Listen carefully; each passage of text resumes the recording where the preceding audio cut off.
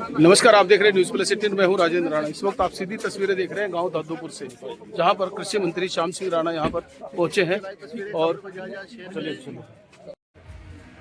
मेरे बुजुर्ग तुल्य गांव में पहुंचने पर कृषि एवं पंचायत कृषि मंत्री श्याम सिंह राणा जी का गांव में पहुंचने पर मैं समस्त ग्रामवासियों की तरफ से धन्यवाद करता हूं।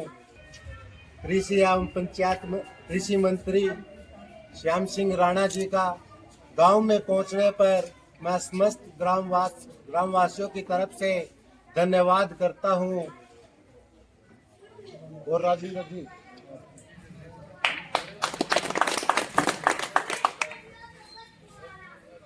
आज इस आर्य समाज और गांव दादूपुर की पवित्र भूमि पर पहुंचने पर मैं मोदी जी के और नायब जी के हनुमान और हमारे किसानों के किसान मजदूर गरीब मजलूल गांव देहात छोटा आड़ती मुनीम पल्लेदार और जन जन के हमारे वकील, हमारे कृषि पशुपालन डेयरी और मत्स्य विभाग के बहुत ही कर्मठ हमारे मंत्री श्री श्याम सिंह राणा जी, जो हमारे कैबिनेट मंत्री हैं प्रदेश के, वो इस दादूपुर गांव में पहुंचे हैं। उनका और उनके साथ पूरी टीम का, पूरे दल बल का मैं यहां पहुंचने पर हार्दिक स्वागत करता हूं और पलके बिछा के हम समस्त गांव दादूपुर के निवासी इनका स्वागत करते हैं।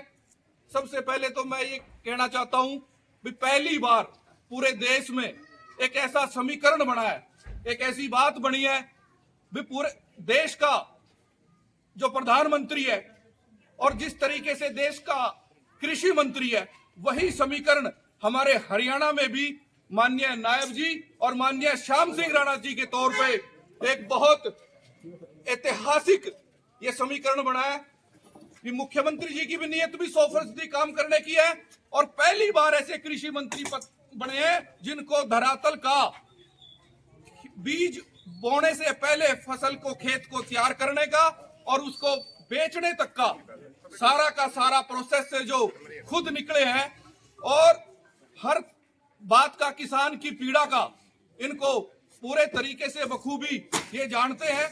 और खास तौर पे मैं धन्यवाद करता हूं हमारे मंत्री जी का, ये हरियाणा के ऐसे पहले और सौभाग्यशाली कृषि मंत्री बने हैं जिनके समय में 24 फसलों की गारंटी का एक Haryana gazette extra ordinary notification जो तैयार हुआ है, उसके लिए हम हमारे कृषि मंत्री श्याम सिंह राणा जी को बहुत बहुत धन्यवाद देते हैं।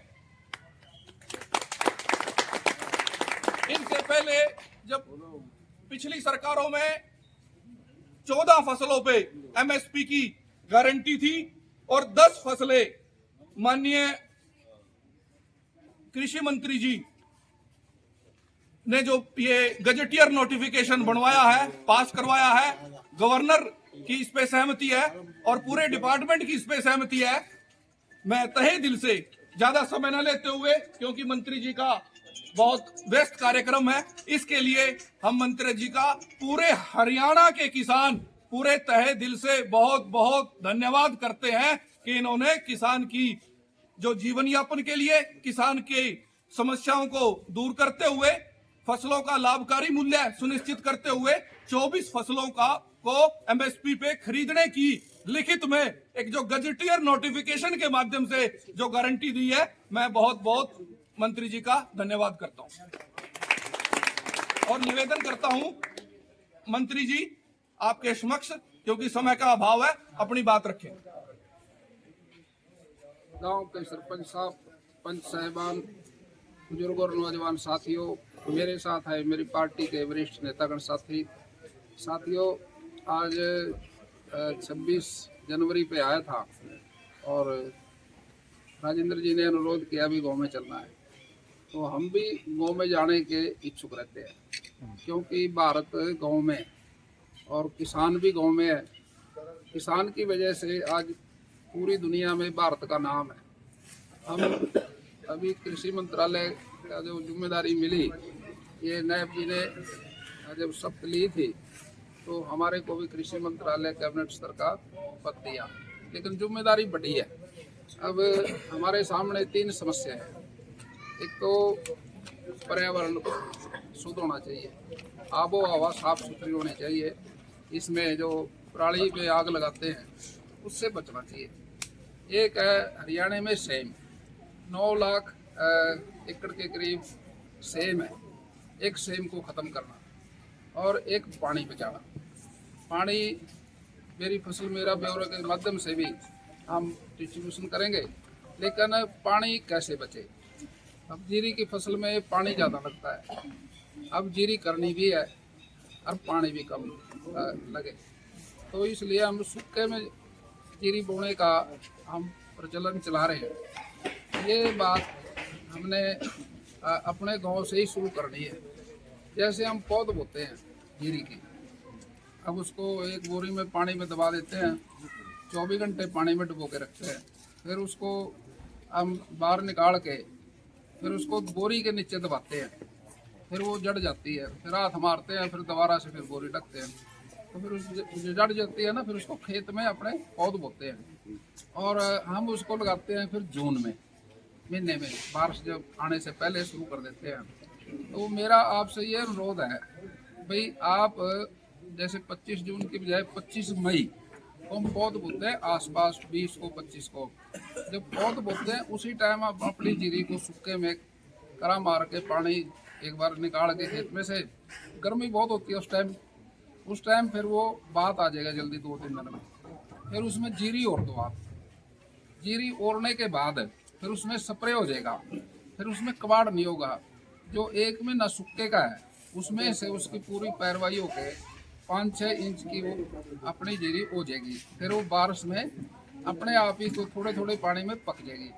ये योजना सरकार की है पानी बचाने की। जो इस तरह से खेती करेगा उसको हम 7,000 रुपये देंगे अपने सरकार की तरफ से, और जो जीरी की बजाय दूसरी फसल करेगा उसको 10,000 देंगे। ये सरकार की योजना है। तो इससे आपका जो समस्या है, एक तो उस टाइम लेबर पौध लगाते हैं बड़ी भारी दिक्कत आती है, उससे बचोगे आप। तो मैं समझता हूँ भाई ये सरकार का आप इसमें सहयोग करो, पानी बचाओ। आने वाले टाइम में पानी की दिक्कत आएगी, अब फसल भी नहीं छोड़ सकते, लेकिन कम पानी वाली फसलों की तरफ हमें ध्यान देना चाहिए, और जहाँ हम मोटी अनाज की फसल कर सकते हैं वो करना चाहिए।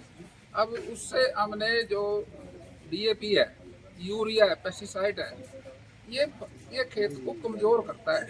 हम तो डालते हैं उसको खेत को मजबूत करने के लिए, लेकिन धीरे धीरे खेत कमज़ोर होता चला जाता है, फिर वो खाद भी ज़्यादा मात्रा मांगने लग जाता है।